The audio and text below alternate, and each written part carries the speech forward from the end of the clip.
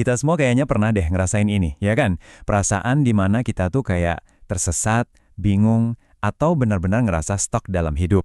Nah, itulah yang mau kita bahas kali ini. Kamu pernah nggak sih ngerasa kayak lagi berdiri di persimpangan jalan, lihat ke kanan kiri, tapi sama sekali nggak yakin harus melangkah kemana? Rasanya tuh kayak semua orang lain punya peta, sementara kita bahkan nggak tahu mau kemana tujuannya.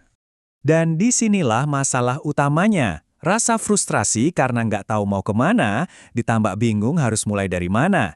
Ini perasaan yang berat banget, tapi penting buat diingat, kamu nggak sendirian kok ngalamin ini.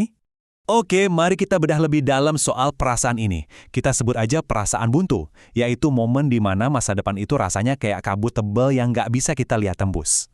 Perjuangan ini tuh rasanya mendasar banget kan? Ibaratnya kayak jadi pelaut di tengah lautan luas, tapi nggak punya kompas atau bintang buat penunjuk arah. Kita mungkin terus bergerak, tapi nggak ada arah yang pasti. Jadi apa sih yang biasanya kita lakuin pas ngerasa kayak gini? Ya, kita mulai mencari-cari.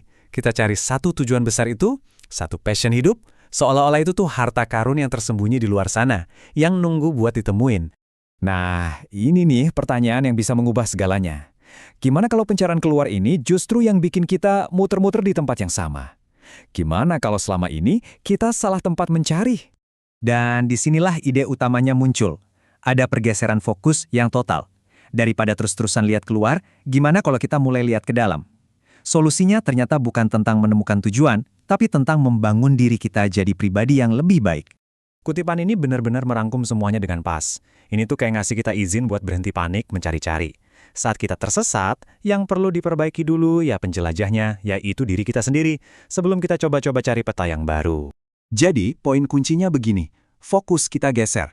Bukan lagi soal apa yang mau aku capai, tapi berubah jadi aku mau jadi orang yang seperti apa.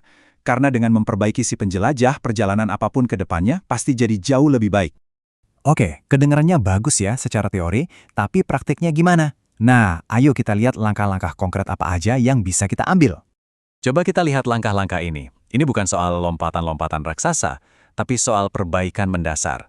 Pertama, jadi lebih sehat, fisik dan mental. Kedua, sembuh dari luka-luka masa lalu yang mungkin selama ini nahan kita. Ketiga, secara aktif cari kebahagiaan di hal-hal kecil setiap hari. Keempat, bangun kepercayaan diri yang kuat dari dalam.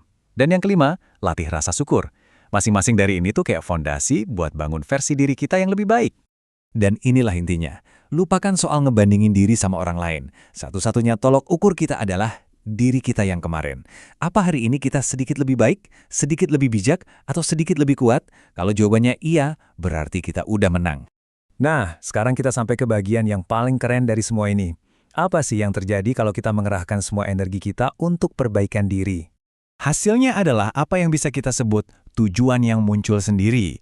Ini bukan sesuatu yang kita kejar dengan panik, tapi sesuatu yang datang dengan sendirinya. Saat kita tumbuh jadi orang yang lebih baik, cara kita melihat dunia pun berubah. Dan dari situlah peluang dan tujuan yang sejalan sama diri kita yang baru mulai muncul secara alami. Coba deh bayangin ini seperti lagi merawat kebun. Kita kan nggak bisa maksa bunga buat mekar. Yang bisa kita lakukan adalah merawat tanahnya, fokus pada proses, jadi versi terbaik dari diri kita, dan biarkan tujuan itu tumbuh dan menemukan kita pada waktunya.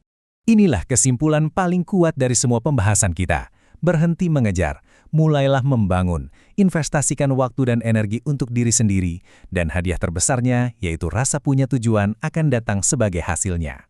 Jadi sekarang pertanyaannya kembali ke kamu. Lupakan sejenak tujuan besar yang jauh di masa depan, fokus ke hari ini. Apa satu langkah kecil yang bisa kamu ambil sekarang juga untuk menjadi versi dirimu yang sedikit lebih baik dari kemarin? Jawabannya ada di tanganmu.